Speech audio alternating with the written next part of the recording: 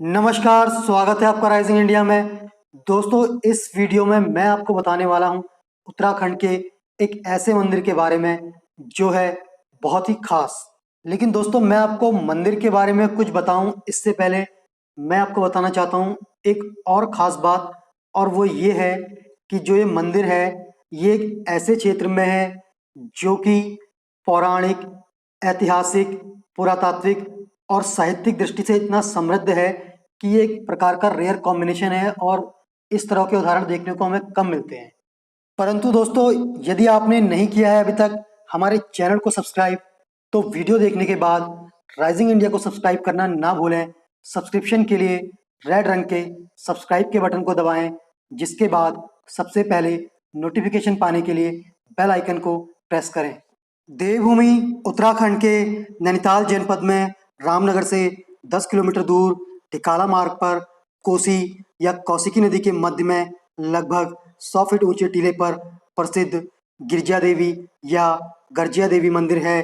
देवी गिरजा, जो कि गिरिराज हिमालय की पुत्री तथा देवाधिदेव भगवान शंकर की अर्धांगिनी हैं। राइजिंग इंडिया के दर्शकों की जानकारी के लिए बता दें कि ढिकली में ही कुमाऊं की सबसे प्राचीन बस्ती थी।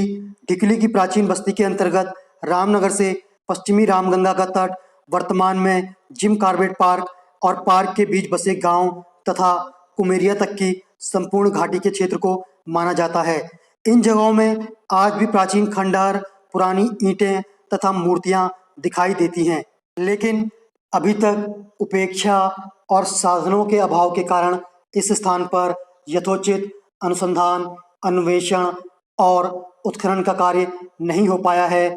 वर्तमान रामनगर के संपूर्ण क्षेत्र को प्राचीन ढिकली बस्ती के अंतर्गत रखा जाता है। ढिकली बस्ती का प्राचीन नाम विराटनगर अथवा विराटपतन था। ढिकली गर्जिया क्षेत्र का अपना प्राचीन इतिहास रहा है, जिसके अनुसार कत्यूरी राजवंश का तराई के क्षेत्र पर अधिकार था। कत्यूरी राजा अनुकूल मौसम में पहाड़ों पर रहते थे और उनके प्रतिनिधि, जिनको लाट या फिर गवर्नर कहा जाता था, वो काशीपुर में रहते थे। लखनपुर पाली पछाऊं गर्मी की राजधानी थी और जाड़ों में राजधानी को ढिकली स्थानांतरित कर दिया जाता था। आज से लगभग 100 साल पहले गिरजा देवी या गर्जिया देवी को उपटा देवी या फिर उपटदेव देवी भी कहा जाता था, जिसके पीछे लोगों की धारणा थी कि वर्तमान गिरजा देवी या गर्जिया मंदिर जिस टीले पर स्थित है वह कोसी नदी की बाढ़ में कहीं ऊपरी क्षेत्र से बहकर आया था और इस स्थान पर माता गिरजा के आशीर्वाद से रुक गया था। तभी से गर्जिया में देवी उपटा या उपराध्यो निवास कर रही हैं। माँ गर्जिया देवी के मंदिर के बारे में प्रसिद्ध है कि इस स्थल पर माँ गिरजा सतोगुणी रूप में विराजमान हैं, जो केवल मात्र सच्ची श्रद्धा से ही प्रसन्न हो जाती हैं। यहाँ पर जटा नारियल, लाल वस्त्र, सिंदूर, धूप दीप आदि अर्पित कर शुद्ध मन व आचरण से देवी की आराधना की जाती है। नवविवाहिता अटल सुहाग की यहाँ आकर कामनाएं करती हैं तो निसंतान दंपत्ति संतान प्राप्ति की कामना से माँ के द्वार पर मस्तक झुकाते हैं।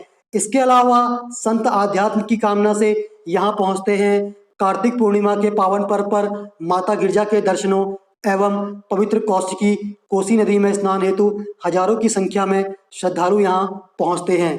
इसके अलावा गंगा दशहरा, नवरात्रि, शिवरात्रि, उत्तरायणी, बसंत पंचमी व हिंदू नववर्ष को भी काफ़ी बड़ी संख्या में यहाँ श्रद्धालु और दर्शनार्थी आते हैं। टीले पर स्थित मंदिर की भव्य आकर्षकता व धार्मिकता वर्ष भर दर्शनार्थियों के लिए बनी रहती है। इसके अलावा इस मंदिर से जुड़े एक अन्य कथानक के अनुसार गर्जिया देवी मंदिर के प्रधान पुजारी बताते हैं कि पंडित स्वर्गीय रामकृष्ण पांडे सन 1940-41 के आसपास इस स्थान पर पहुंचे। पंडित रामकृष्ण पांडे को 60 वर्ष की आयु तक कोई संतान न हुई। तब स्थानीय निवासियों ने उनसे आग्रह किया कि वह अपना जीवन माता की सेवा में लगा दें, जिससे मंदिर की भी देखरेख हो सकेगी और वे मंदिर के नियमित पुजारी स्वीकार किए जाएंगे। तब स्थानीय निवासियों के आग्रह पर पंडित रामकृष्ण पांडे ने उस टीले पर स्थापित मूर्तियों की श्रद्धापूर्वक उपासना आरंभ कर दी। पंडित रामकृष्ण पांडे गर्जिया देवी के अनन्य भक्त थे। 2 वर्ष के अंतराल में ही गर्जिया देवी के आशीर्वाद से पंडित रामकृष्ण पांडे को एक संतान की प्राप्ति हुई, जिसे उन्होंने पूर्णचंद्र का नाम दिया। पुत्र प्राप्ति से पंडित रामकृष्ण पांडे की देवी पर श्रद्धा और भी दृढ़ हो गई, जिसके बाद वे प्रातः और सायं बाढ़ के दिनों को छोड़कर टीले में जाकर देवी पूजन करने लगे। जिसके बाद 1950 के आसपास श्री 108 महादेव गिरिनागा बाबा यहाँ पहुंचे, जिन्हें अनेक सिद्धियां प्राप्त थी और जो देवी के अनन्य उपासक थे। उन्होंने इस स्थान पर मूर्तियों की भव्यतापूर्वक स्थापना कराई, परंतु दुर्भाग्यवश सन 1959-60 की बाढ़ में कोसी नदी की विकराल तरंगों से प्राचीन व नवीन प्रतिष्ठित सभी मूर्तियां बह गई, किंतु माता गर्जिया के आशीर्वाद से एक भूआकृति वहां पर शेष रही, जिस पर 1950 में स्वर्गीय पंडित रामकृष्ण पांडे के पुत्र पंडित पूर्णचंद्र पांडे द्वारा पुनः मंदिर का निर्माण कराया गया और मूर्ति स्थापित की गई।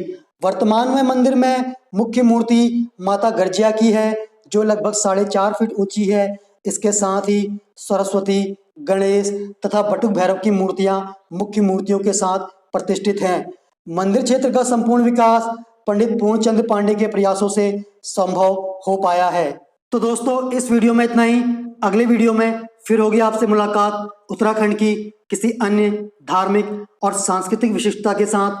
लेकिन उससे पहले कैसा लगा आपको हमारा वीडियो, राइजिंग इंडिया को कमेंट करना ना भूलें। यदि पसंद आया आपको हमारा वीडियो तो इसे लाइक जरूर करें और अधिक से अधिक शेयर करें हमारे वीडियो लिंक को, ताकि भारत के मस्तक, हिमालय की पुत्री और हिंदुओं के आदि अनादि देव भगवान शंकर की अर्धांगिनी माता गर्जिया का हो जयकारा।